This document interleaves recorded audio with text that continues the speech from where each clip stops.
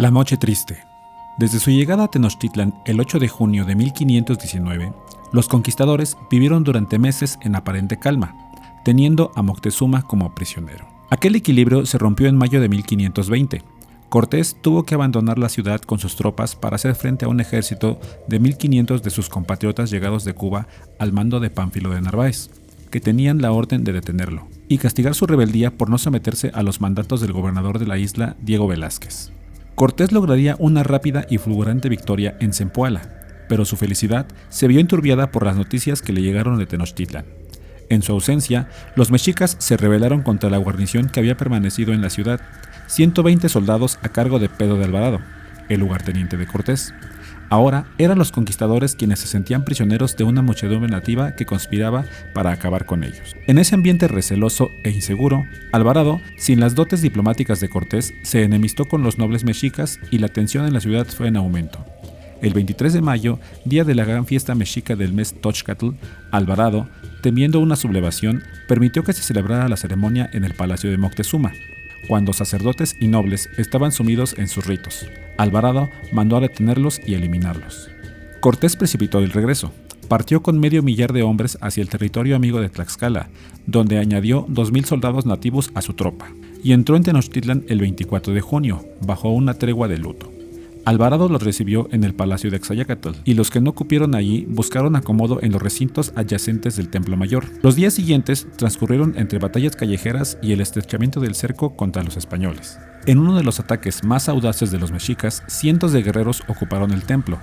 La contraofensiva, liderada por Cortés, acabó con una nueva matanza de nativos. En la tregua posterior, Moctezuma, instigado por los conquistadores, trató de hablar con su pueblo desde la azotea del palacio, pero sus palabras envalentonaron más los ánimos y fue apedrado por sus propios súbditos. Herido por una piedra, el emperador murió al cabo de 4 días, aunque otras versiones sostienen que fue ejecutado por los españoles. Acorralados, sitiados y sin alimentos, a los españoles solo les quedaba la huida. Cortés se resistía a aceptar esta humillación y llegó a declarar que antes que abandonar Tenochtitlan prefería que lo cortaran en pedazos. Pero ante la insistencia de todos sus subordinados, incluido un astrólogo que aseguró que los espíritus le habían revelado que los mexicas los asesinarían a todos si no partían esa misma noche, Cortés dio la orden de prepararse para huir. Partirían de noche, siguiendo una calzada que salía de Tenochtitlan hacia el oeste, atravesando la laguna hasta la población de Tacuba, ya en tierra firme. En el atardecer del 30 de junio de 1520, la intensa granizada que caía sobre Tenochtitlan amortiguaba los ruidos de los preparativos para la huida. Al hacerse de noche,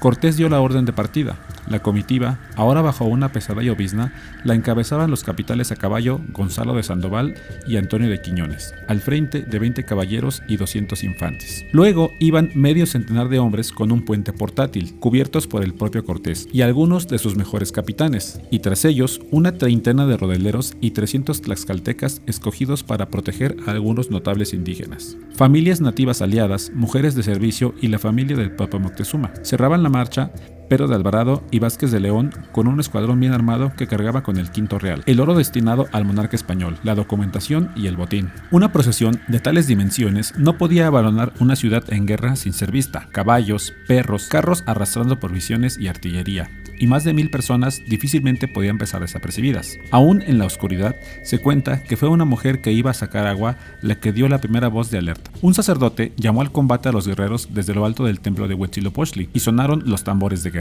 Inmediatamente, los soldados mexicas se dirigieron con sus canoas hasta el canal principal para rodear a las tropas españolas. El avance se enfrentaba a un grave obstáculo.